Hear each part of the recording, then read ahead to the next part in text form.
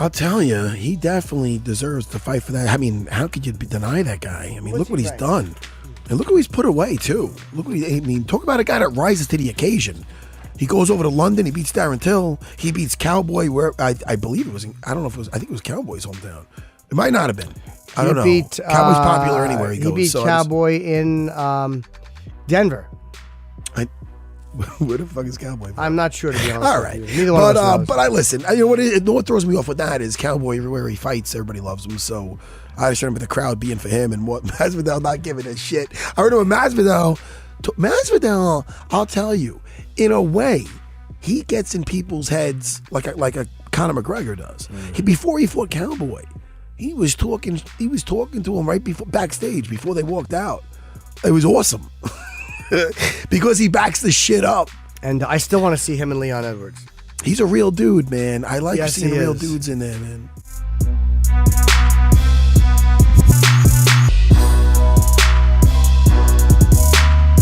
Will you be better than last year's DC, the one that faced Stipe Miocic, because now the back is 100%?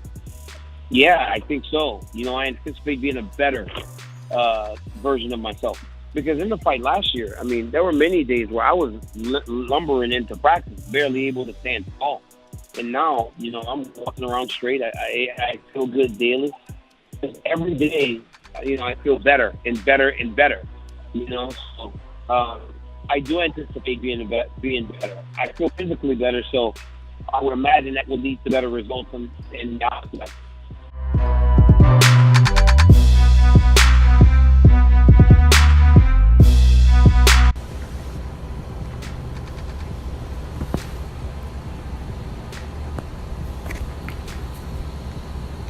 If you have never cut weight or dieted for a training camp, I can say you will never appreciate food as much as a fighter who cuts weight.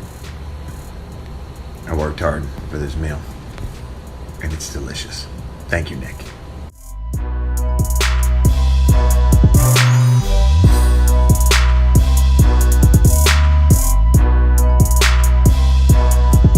I think the only thing that could be done would be a superstar wanting that. I mean, there was talks when Max Holloway got hurt that Conor wanted to jump in and fight Frankie.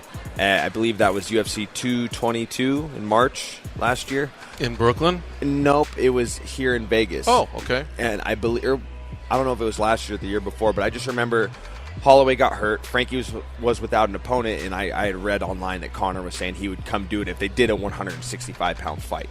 So I think it would take something like that at this juncture.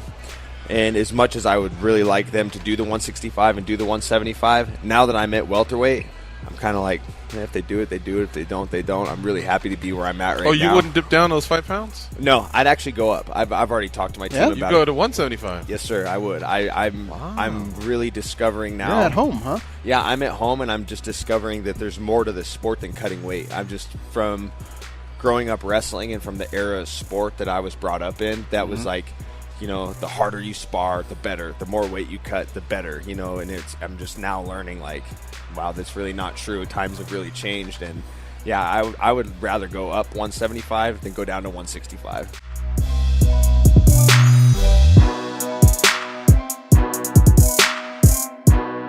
So as far as Henry Cejudo goes, I saw his biggest attribute against Marlon was his mental toughness. He made adjustments and put pressure on, decided he was going to break Marlon. And Marlon's an explosive guy. He's super dynamic with his striking, but he faded, and that's something that throughout history I've been known as the guy that does not fade, the guy that does not fatigue, the guy that does not break, there's this mental strength, etc. The other thing is speed. At 40 still, I watched hours and hours of my sparring progressively as a younger guy all the way till right before I retired, and now while I've been training, in my comeback, and I haven't lost my speed, but I don't think he's better than me in any respect, to be honest, except for his Olympic wrestling level, which I invite to the ground. Take me down. That's like I've got the most submissions, I think, in the WC, UFC, and Strike Force combined. I've got 19 submissions in fights, and a lot of those guys have never been submitted before. So, take me down. That's my world, and him getting takedowns. That's kind of his world. So for me, I feel like speed, power, and know-how is going to be on my side, and then it becomes a question of who's got more willpower and who's mentally stronger, and so that's where the tit for tat will be.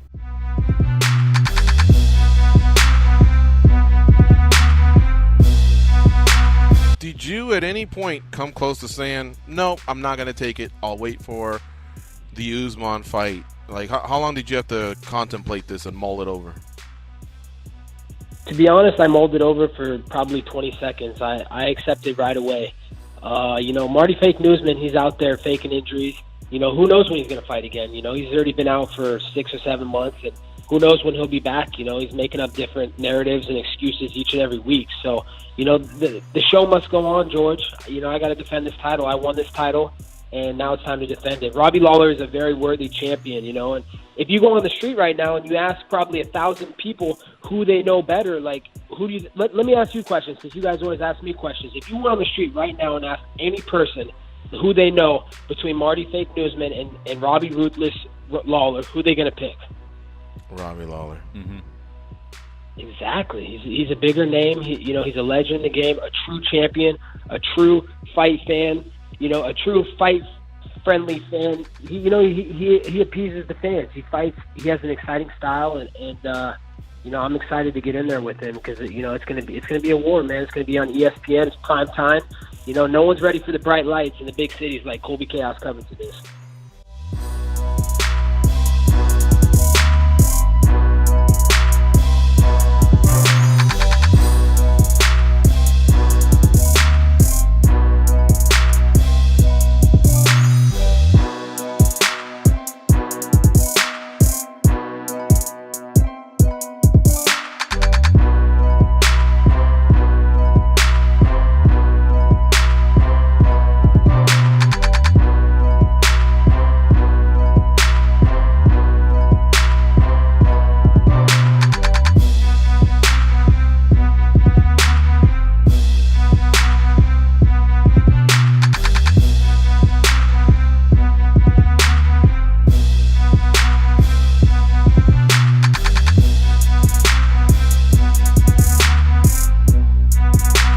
Trujillo, what is going on? What has happened? Turns out he's just kind of, what he's accused of is certainly pretty monstrous.